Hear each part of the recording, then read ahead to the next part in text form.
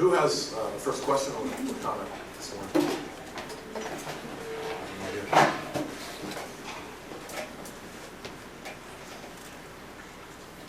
Did you talk about what past the flower and the meant? I did not. I believe what that's talking about.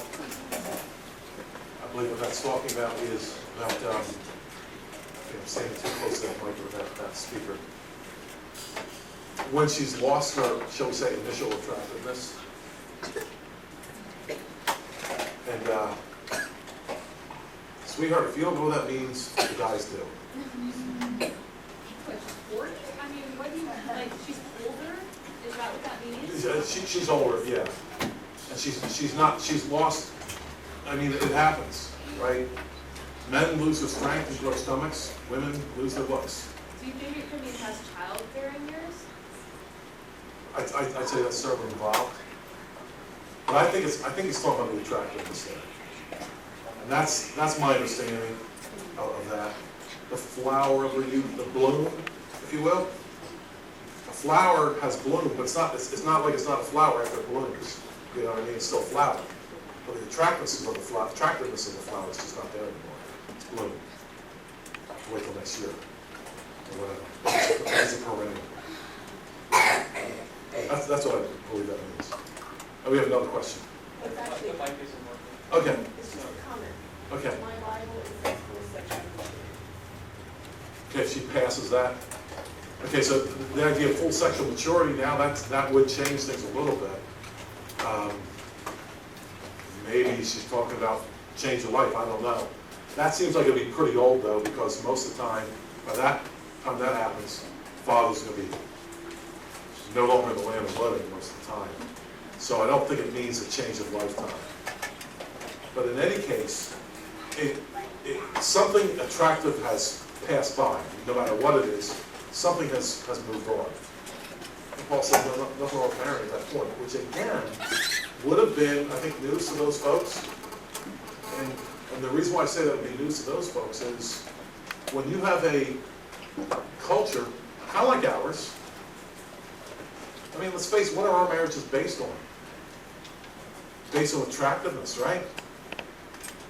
You know, you think about this, if marriages based on attractiveness, physical outside attractiveness were to work, then the most solid marriages in our culture would be the Hollywood marriages, right? They're the ones with all the attractiveness. They'd be the most solid, long-lasting, productive marriages. And we know that that's the case, right? No, we're shocked that those marriages last a couple of years. I am. I'm like, wow, a couple of years? How about that? I think it would have been surprising to them. Yes? Maybe the other thing you consider is in that culture, 13, 15 years, they started marrying a lot earlier. They did. It's not cultural. In that culture, and even in this country here, there was a time 16, 17-year-old girls were considered of marriageable age and often were married. We don't do that so much anymore. We wait, and I'm not so sure it's a good thing. Yes?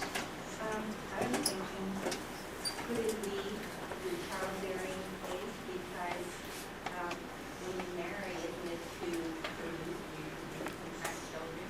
And even though this is past that, you understand that marriage is Yeah, I think that's partly what would be supported by what Carol was saying. And the question was, could it be talking about passing the childbearing years? It certainly could be. Certainly that's connected with it.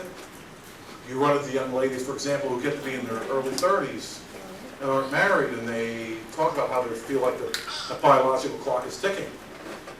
You know, too far along here, we're going to be able to have children here. So that, I would have to say the whole childbearing years is at least connected. At a minimum, it's connected. Is that just what it's talking about? I don't think so. Is it connected? Talking to a young lady who's 30 or older and is not married. They'll tell you. Absolutely. We have another question. Yes? Slightly funny though, that you said about how idolatry, paganism attacks the family as very roots. In terms of all this, what about like if it co-ops the family, like right now the homosexual agenda is to co-opt the family. They're fighting to be able to adopt children or to have surrogates or use IVF or whatever to have children. How does that fit with that? Well, as soon as you, we've talked about this before, the book of Judges, towards the end of the book of Judges talks about idolatry and turning back to God and idolatry again. But at the end of the book of Judges, you have 5 chapters there where we have kind of like a zero in on what was really going on.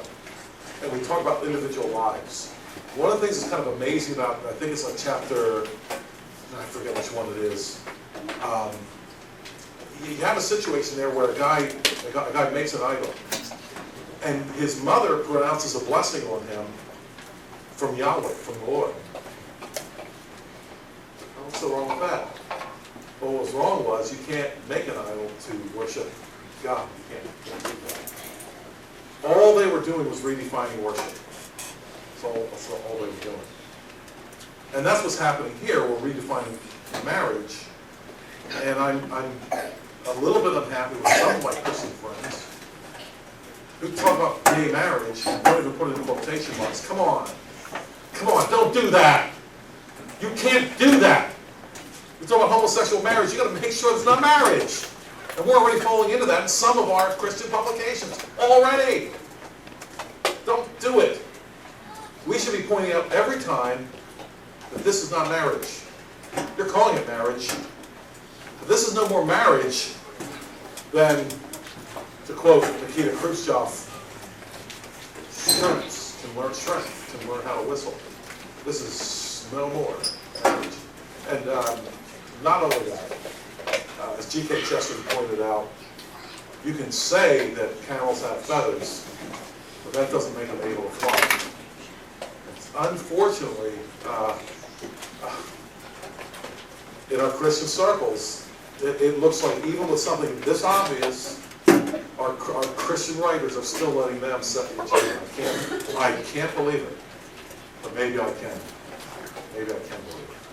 How would you respond to a person who says something along the lines of, well, it's not such a bad thing because they're adopting more country-based homes and things like that, and so they're building families and whatnot.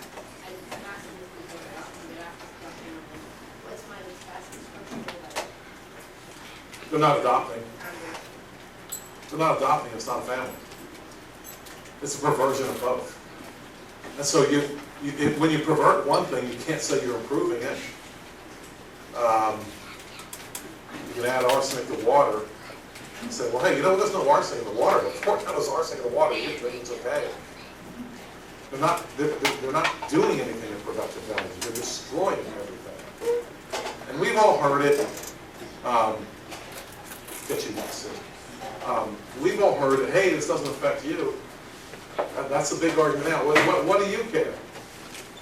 You know what I care? I care what the creator of the world has said about it. I care about that a lot. I care about my posterity. And you might not care about your posterity. Obviously not. And no culture that embraces homosexuality and abortion has a future. I mean, can we at least agree on that point? You embrace homosexuality, you embrace abortion, you got no future as a culture. So what do you mean it doesn't affect me? It affects my posterity, and it affects yours. And it does affect me too. Yes, Sid, and that. To speak to that from a little bit of a personal perspective, the idea of homosexuals and that agenda co-opting marriage and redefining it and claiming that, it's as you said, it is a perversion of marriage, it is a perversion of the family. And so it is an attack on marriage and family.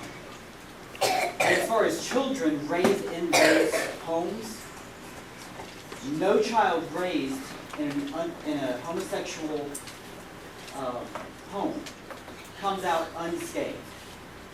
I speak to that person. None of us do. And it's only by the grace of God that any of us do not come out of that depressed with our own marital issues or of that same orientation. So yes, it absolutely is an attack on the family. It is a perversion of the family. And there is no benefit. There is only detriment to any child that is forced to live in that. You know, I'll just mention this.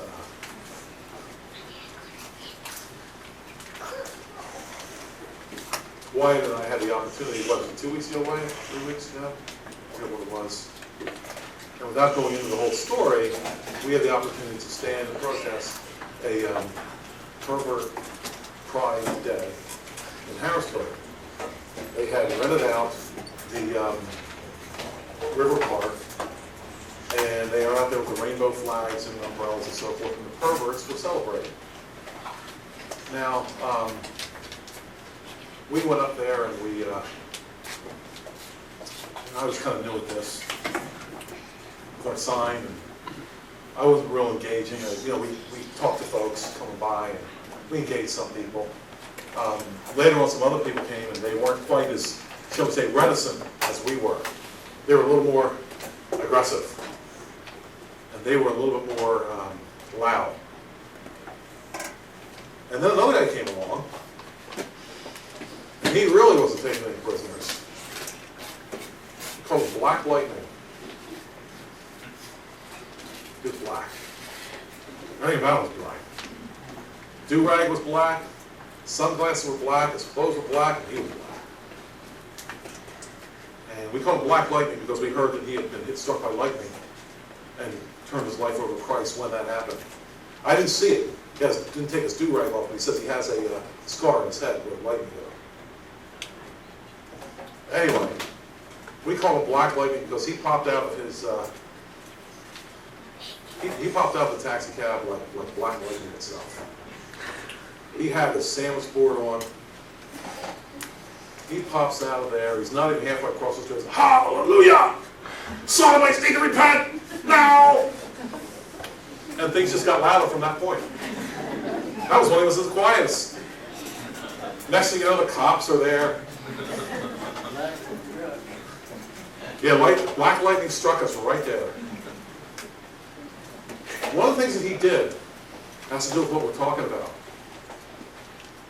Was when anyone ever, often I see a couple of lesbians come up with a child, which is really hard to watch. And Black Lightning, he wasn't letting them get away with it. Cheaters! That's what he said. You're cheaters! It took a man to do that. You're cheating. And you know what I thought about that? I thought, you know what? That message has to be said. Because we're literally acting as if 2 women can make a baby. We're acting that way. That's how perverse things have gotten. And we're family? You can't have a family.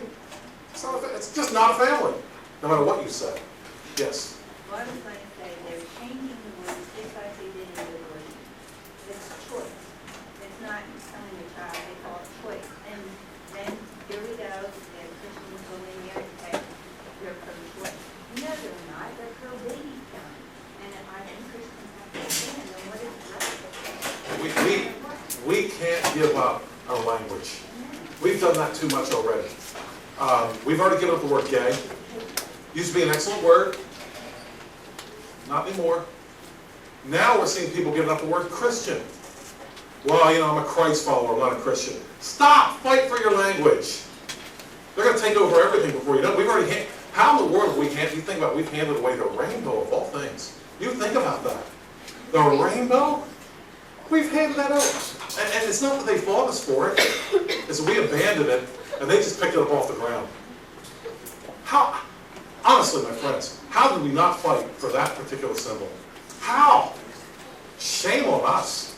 Shame. Great shame on us for that. We can talk about that for a while. Yes? Proverbs 12 says the tender mercies of the wicked. You hear that? Proverbs 12. The tender mercies of the wicked are cruel. Let's adopt the children in this homosexual relationship. Cruel! wicked. Yes?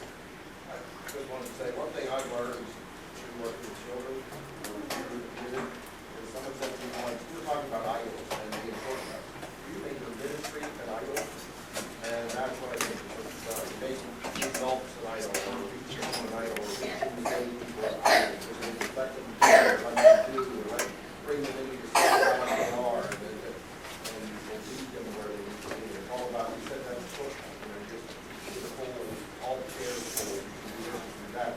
That's what we want to do with our, it's like, if you're just trying to accomplish something that God may take 100 years to accomplish, you're going to do it tomorrow. Yeah, it's funny, we were talking about that, I was with Seth Brown this weekend, we were talking about that, how we want to have things done right away. Most of the Old Testament prophets saw almost no fruit in their lifetime.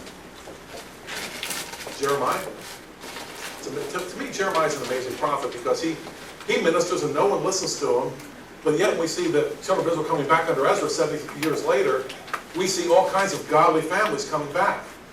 There weren't a whole lot of godly families that left, if any. The fruit of Jeremiah's ministry came long after he was dead. I thought I saw one more hand.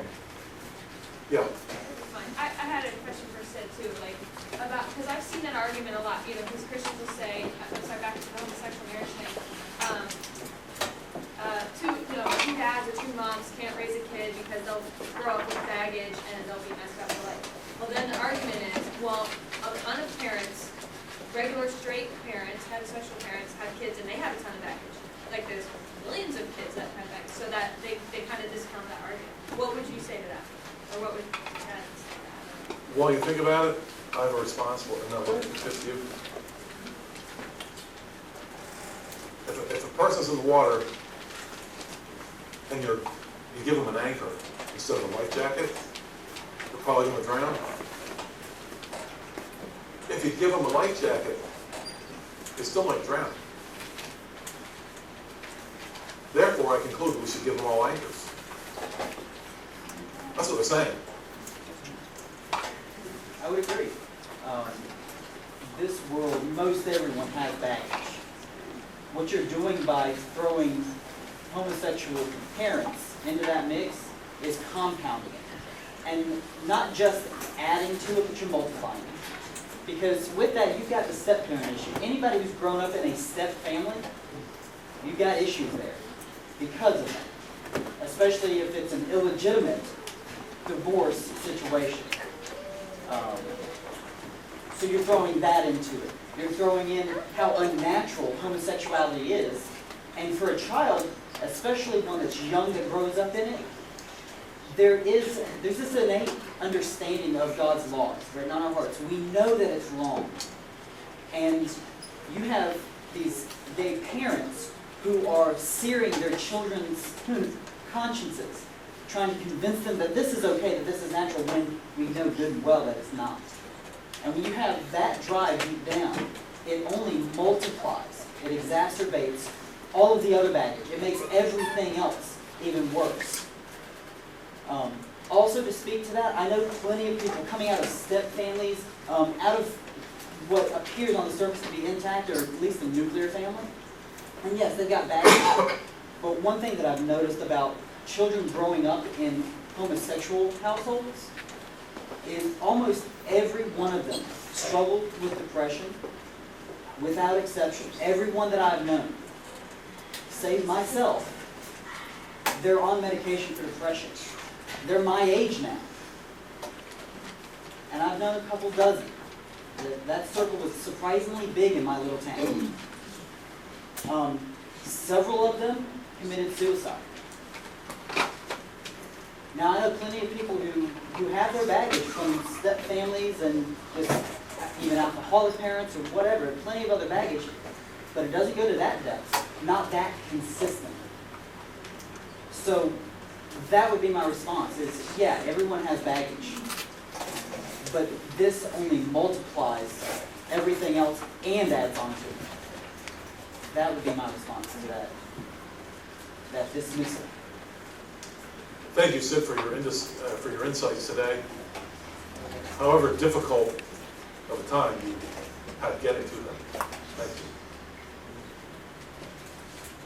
You'll be one more, yes. Well, and this is part of the thought with me, in the Bible, I think adultery and murder were the two things that were worthy of death.